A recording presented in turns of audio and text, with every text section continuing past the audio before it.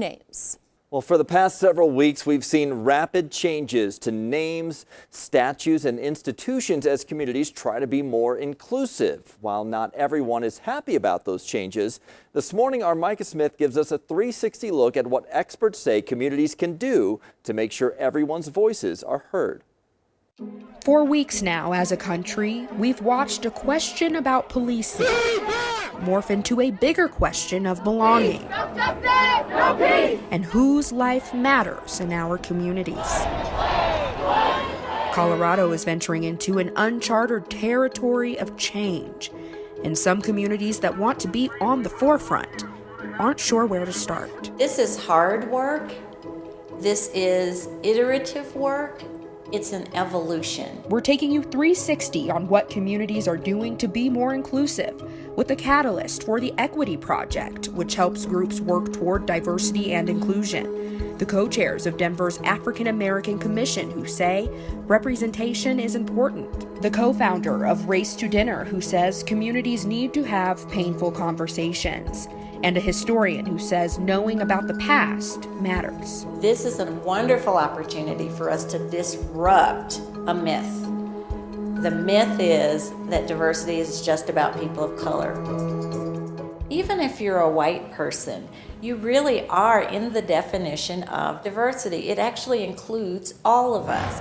Dr. Nita Mosby-Tyler, the catalyst for the Equity Project, says the first step in diversity and inclusion work is truly knowing what the words mean. Diversity in and of itself is really about honoring the richness and the beauty of the differences of all of us. Inclusion is really about what you do with your diversity. It's the action. But Mosby-Tyler says when practicing inclusion, it's important to take note of who's currently represented. When you look around decision-making tables, who's there and who might be missing?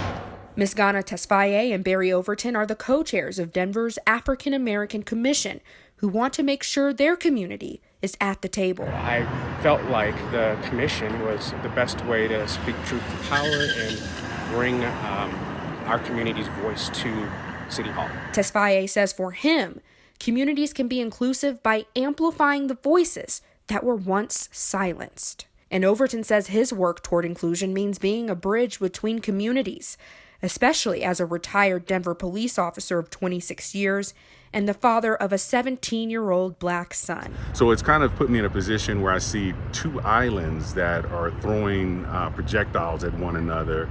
But I think the key is that we need more people to be the bridge in building between those two islands. Both Overton and Tesfaye say building that bridge requires tough conversations.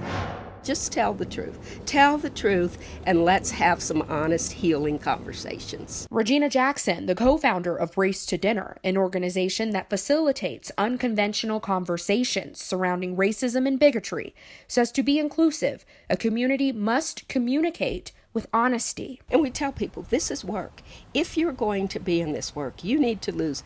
There's no wins. You're going to lose. You're going to lose friends. You're going to lose family members. Jackson says Race to Dinner conversations start with a white woman who wants to do that hard work, hosting a dinner for women of color where they have painful conversations about the present and the dark history of our country. It's based on stolen land, genocide, enslavement of people.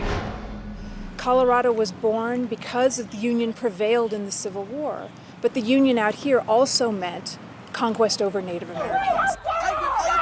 Susan Schulten, a professor of history at the University of Denver, says the oppressive past gives insight into the rush for inclusion and equity. Part of the urgency around bringing down markers or renaming is understandable. In other words, it has to do with the broadening of our population, the diversification of our population. Mosby-Tyler says communities' biggest opportunity for inclusion is embracing that diversity. Really explore your proximity to people that are different than you are. Mosby-Tyler says if you're surrounded by people exactly like yourself, step out of that box.